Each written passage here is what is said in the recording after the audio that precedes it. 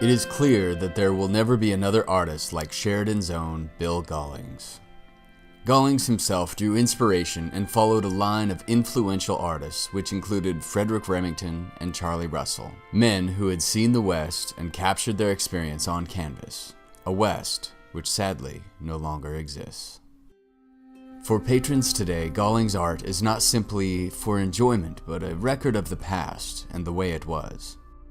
Just 1 year after Chief Joseph led his Nez Perce tribe in a flight through Idaho, Wyoming, and Montana, and only 2 years removed from General Crook's forced retreat to the Sheridan area following the Battle of the Rosebud as a prelude to Custer's defeat along the Little Bighorn, Bill Gollings was born in Pierce City, Idaho Territory in 1878.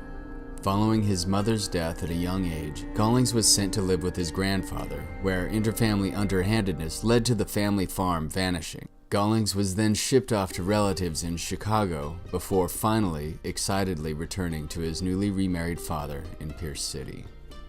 As Gollings described in The View of a Small Boy at the time, "The promise that I was someday to have an Indian pony of my own made up for a lot of parental affection. The town was literally full of Indians of the Nez Perce tribe, bedecked in the most gorgeous colored blankets, faces painted, beautiful beaded buckskin garments, and lots of their old-time finery. They were mostly bareheaded, but occasionally a war bonnet was seen or a buffalo horn headdress. There was everything there that we wanted: horses and cattle, Indians and cowboys, a river to swim in and fish in, good hunting, and no game laws. Just the things that would thrill a boy. Old prospectors who had been 49ers, men left from the trapper period, pony war dances given by the Nez Perce Indians, and even Chinese funerals. Thinking of these things, Chicago did not amount to a great deal."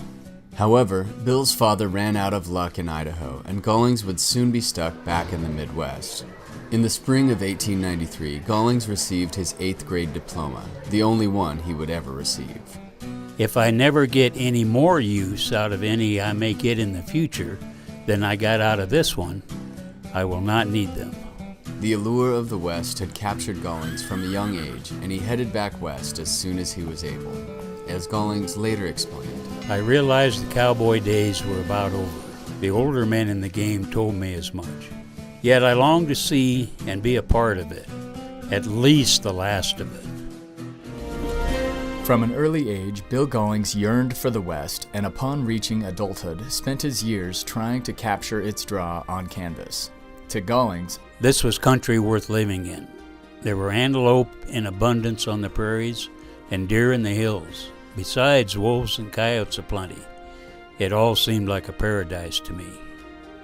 In 1896, Gollings and an 18-year-old friend left the streets of Chicago and traveled under assumed names, having managed to get unused train tickets, and soon found himself in Belle Fourche, South Dakota. According to Gollings, Belle Fourche at the time was the largest shipping point in the world. Big cow outfits were much in evidence. Gambling was wide open. The dance halls and the shooting up of the town are all sights I'm glad I had the opportunity to see and remember. He got his first job digging potatoes, then to a job herding 1,000 head of cattle along with some cowboys, before making it in April of 1898 to the ranch on Rosebud Creek near the Yellowstone River, where his older brother, DeWitt, was located. For the next few years, Gollings found work as a ranch hand, including work roping and breaking horses for the FUF horse outfit in Montana. The FUF was located between the Yellowstone River to the north and the Crow and Northern Cheyenne reservations to the south, and between the Bighorn River to the west and Rosebud Creek to the east. The outfit ran 15,000 to 17,000 horses. According to Gollings, there were two alluring forms of excitement in the atmosphere at this time: the war with Spain and the Klondike Gold Rush. Neither one appealed to me so much as a chance to ride the open range. Besides, there was nothing picturesque about a cavalryman, and I did not need the yellow medal. So in the years that followed, I rode the range and worked on a ranch, or drove a stage, or trapped in the winter. The free and open life I was leading held me fast. Gollings' dream of becoming a cowboy was coming true. In a 1907 interview, Gollings described himself at that time of his life as a tiger, a nickname given to those who were not just cowpunchers, but bronc busters. As Gollings put it, "The work is different from the work of an ordinary cowpuncher, for there is no lazy moments in it, save that there is no night guard to stand, and the horse fighter spends his evenings around the campfire, or rolled in a tarpaulin beneath the stars. But the man who is good enough for a horse outfit must show that he is, first of all, a genuine bronco buster. He must be able to handle all kinds of horses and handle them fearlessly. Once a man's nerve is lost, owing to some hurt received in conquering a vicious horse, he is useless to a horse outfit, and his only chance is to go and sign up as a cowpuncher, where he can wrangle the saddle bunch, or perhaps hire out as a sheep herder, where he will have little to do but dream." During his time on the range, Gollings began experimenting with simple sketches and crude drawings. According to Gollings, it was about this time Frederick Remington was illustrating for Harper's Magazine. "I was much taken with his work, and was sure to see all that was published." In 1902, a drought hit the Sheridan area, and by 1903, a grasshopper infestation led to a drastic change in prospects for bronc busters. In the spring of 1903, Gollings sent off to Montgomery Ward and Company for some oil colors and other artistic equipment in an attempt to try his hand at real painting. Gollings' brother DeWitt brought several of Bill's finished works to W.E. Freeman's furniture store in Sheridan. The paintings were placed in the front window. Within a short time, Gollings received a letter and a check for $50 with the advice to send more paintings. Gollings said he felt bewildered. "I hated to quit the wagon in order to paint and leave my string of horses for someone else to ride. I felt an injustice being done me from some source, but it seemed above all that I should do it." By April of 1904, the Sheridan Post announced the sale of 3 paintings for the sum of $300. My picture money and my wages had been spent for a new horse, equipment, and a haircut. In 1905, DeWitt sent several of Bill's paintings to a friend in Chicago who passed them along to the editor of the Chicago-based fine arts journal, Marion White. In a 1906 article, White commented that, "It is doubtful if Mr. Gollings himself realizes how good his work is." "I have much to learn," Gollings modestly says, when one is commenting favorably in his hearing. "but I understand the life on the horse ranch and know the horse well. Therefore, it is easier for me to paint them." Due in part to White's encouraging words and DeWitt's offer to stake him in his pursuit of formal training, Bill caught passage on a stock train to Chicago for enrollment in the Chicago Academy of Fine Arts. Soon, Gollings had won a scholarship in composition, a feat to which he felt was too good to be true. During this period, Gollings continued to work periodically as a cowboy to balance both worlds, drifting in and out of the town of Sheridan from 1903 to 1908. When I got fired for handling a bucking horse too rough, I went back to painting for the winter, sold my outfit, and resolved never to ride again. Once in a while, I sold a picture. In February of 1909, Gollings built a studio located behind his house at 847 South Sheridan Avenue. According to Gollings, "I built a shack and called it a studio. The skylight in the roof gave me the right to call it such." this is where he continued to work over the next 2 decades. Despite Gollings becoming a full-time painter around 1908, his paintings included plenty of reminders of Gollings' days with the FUF and other outfits. According to friend and fellow artist Hans Kleiber, many people never realized that some of the men and the horses they rode in Gollings' art were likenesses of real people and real mounts, not just stock characters or any old animals. As Gollings' talent expanded, so did his opportunities and recognition from Sheridan to Chicago and on to New York. On more than one occasion, Gollings was mistaken for the premier artist of the day. Said one critic in New York City as he studied a Gollings piece, "Hello, Remington?" was the regular bawl. Closer inspection resulted in bewilderment. "No, not Remington, but the action of the horses, the glare of the alkali. Say, as the name of the artist was deciphered on a picture corner. Who the dickens is Gollings?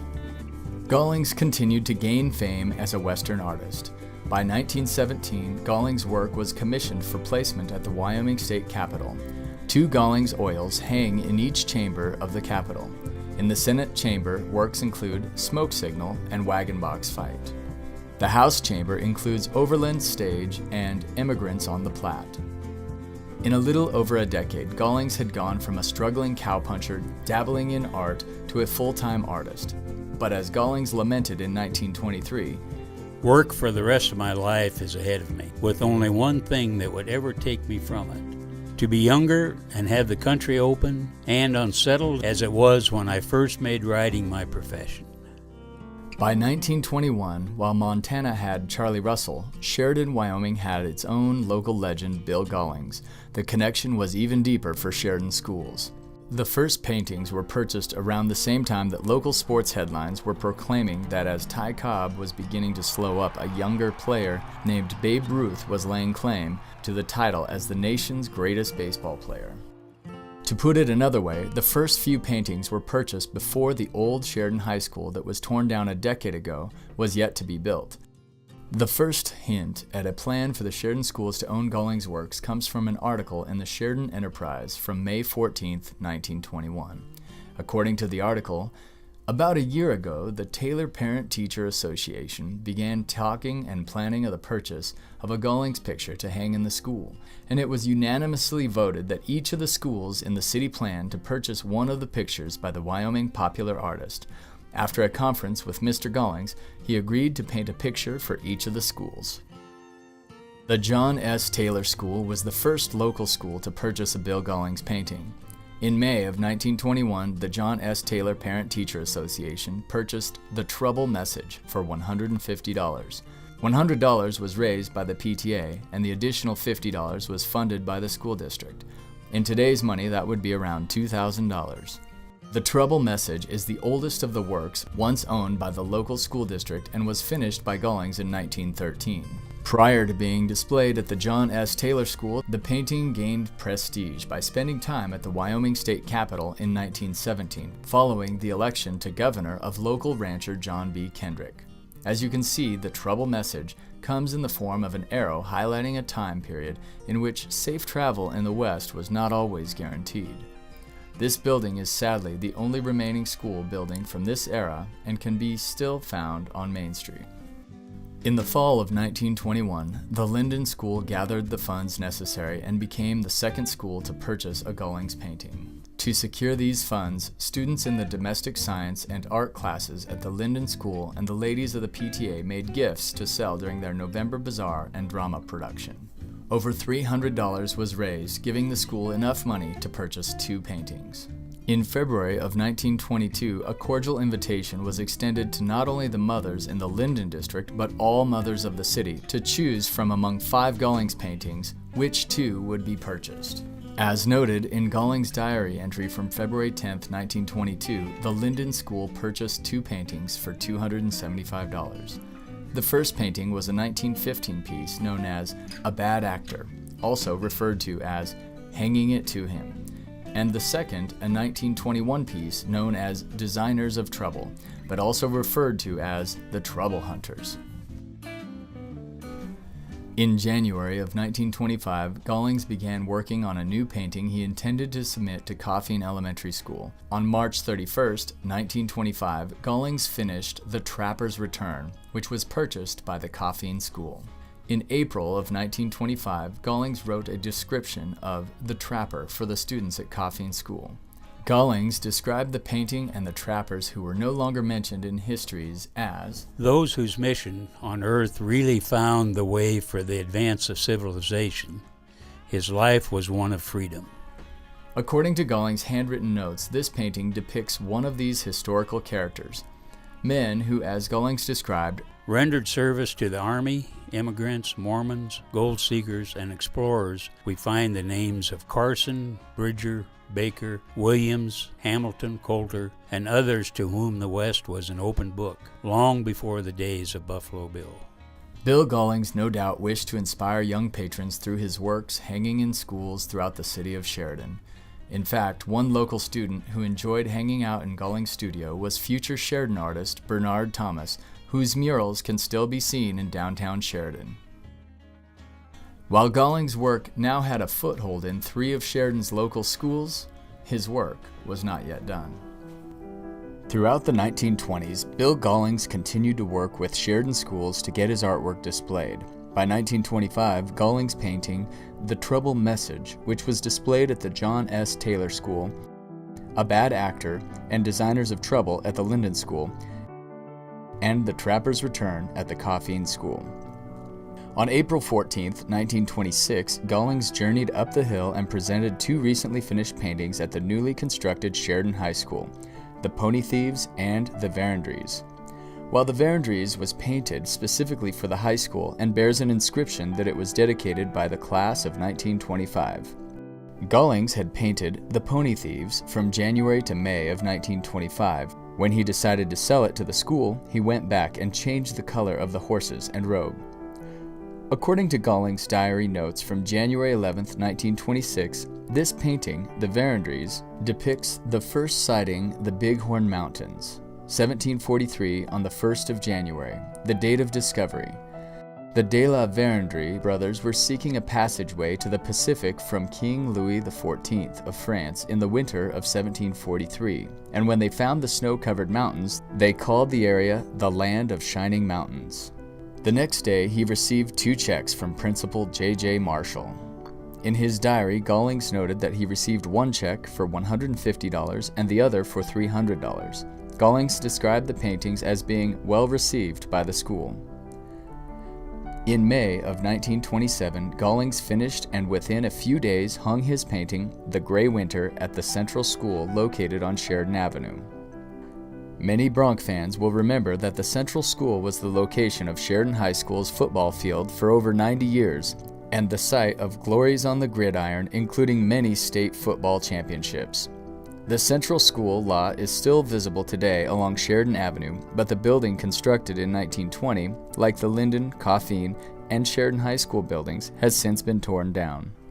In December of 1927, the Custer School let Gollings know they were ready for a painting and soon went to work on Father De Smet Learns the Water Courses from the Indians, which he began in February and finished in March of 1928. Father De Smet was a well-known figure in the West. Gollings painted a variety of Western scenes, and despite the 2 schools being located within blocks of one another, the 2 paintings are strikingly different. 2 other paintings were eventually placed in the Sheridan schools, the Beef Roundup, which was unfinished and undated, and another piece titled The Cowboy Hunters in 1922. The Beef Roundup is an example of a scene that Gollings would have been familiar with while working with the Spear Cattle Company. In the early 1970s, Sheridan's Fulmer Public Library replaced the old Carnegie Library. At the same time, the school district leadership realized the increasing value of the 10 Gollings pieces they owned and decided to loan all the paintings to the library for safe display. For decades, Sheridan's Fulmer Public Library housed the largest collection of the works of Bill Gollings available for public viewing. In March of 2015, Sheridan School District No. 2 sold their collection of 10 paintings to the Whitney Foundation for $3,275,500. In addition to its purchase of Gollings' works owned by the Sheridan County School District No. 2, the Whitney Foundation purchased 2 paintings owned by Sheridan College. A 1923 Gollings painting titled Holding a Wild Herd hung in the dental hygiene department, and a painting titled Beef Herd in Winter was painted in 1914, which hung in Couey Library at Sheridan College. The preservation of Gollings' works by Sheridan schools is now entering its 2nd century, proving that Hans Kleiber's remarks in 1932 still hold true. Bill's canvases and prints are going to last a long time. By the 1920s, Bill Gollings had graduated from a novice cowboy dabbling in art to a true cowboy artist. Through his art, Gollings was able to express experiences he once knew from a West that had since faded into memory. Friend and fellow artist Hans Kleiber explained that, by the time Gollings arrived in this section of the West, the grazing of open ranges as well as the people themselves had undergone considerable change, but he absorbed and saw and sensed enough of the atmosphere that still remained, and, in so doing, he left a lot of true depictions of it. Today we only have the art to imagine scenes once remembered by Gollings. In the fall of 1930, Gollings decided to clear his studio of paintings he had begun, but not finished, that he felt did not warrant his best work and destroy them. Those which passed muster were stored in the rafters and floorboards awaiting further development. It was during this time that businesses in Sheridan could complain that in the summertime you could shoot a shotgun down Main Street and have no fear of injuring anyone. As a way of bettering their prospects, these local business owners conceived of a way to draw tourists and increase sales by capitalizing on the success of the local PK rodeo by bringing the concept into town under the banner of the Wyo Rodeo. Gollings soon found work being commissioned $350 by the newly formed Wyo Rodeo Board to paint a poster advertising the new rodeo. Gollings used local subject in his work and drew on action he had observed watching the PK rodeos in 1928 and 1929 to make his now famous 1931 poster. The bucking horse featured in the work was the well-named Funeral Wagon and was blind in one eye. A young Burton Brewster of Bernie, Montana was model for the Cowboy. Curly Wells of Lodgegrass rides the brown horse, and a longtime Eaton's Ranch cowboy, George Gentry, is on the white horse. As Gollings finished his poster, he felt that he was breaking into a lucrative art area that would help him make a real profit on his work. This was welcome news to Gollings, who, similar to other artists, struggled from time to time to make a living from his talent. Unfortunately, the 1931 Wyo Rodeo would be his first and his last. On April 16, 1932, Bill Gollings died of a heart attack at age 54 in the Western Hotel located on Sheridan's Main Street. Gollings' death was a shock to his friends, supporters, and to art patrons who had seen the passing of Remington, Russell, and now Gollings. Upon his death, it was his friend Hans Kleiber who helped organize his estate, which at that time included over 182 oil paintings and etchings, both finished and unfinished. These works were sold at auction. Gollings was a member of the local Elks Lodge and is buried in an original Elks section of the Sheridan Memorial Cemetery. His signature and pony track adorn his marker. Many of Gollings' famous pony marks, similar to Charlie Russell's buffalo skull, which he would add upon completion of a work he felt was done, were added after his death by misguided individuals thinking they were adding value to his work. Gollings was an active artist in the Sheridan area for nearly 30 years.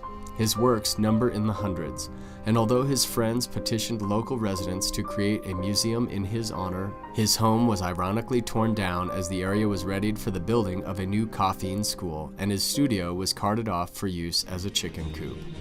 In 1966, the Britton Memorial Gallery opened with local Dayton artist Hans Kleiber as the honored guest. For this occasion, Governor Cliff Hansen, along with Sheridan Mayor Nelson, declared a Bill Gollings Day. During his lifetime, Bill had been promoted in a local Gollings Day in 1917 in recognition of his work being hung in the Wyoming State Capitol, but he shunned the limelight in favor of the war bond effort initiated to support the war effort during the Great War. Today, Gollings is recognized as one of the premier artists of the West, a man who lived out the scenes he painted, a man who could speak to their accuracy. It is through his work that we see the West as it was.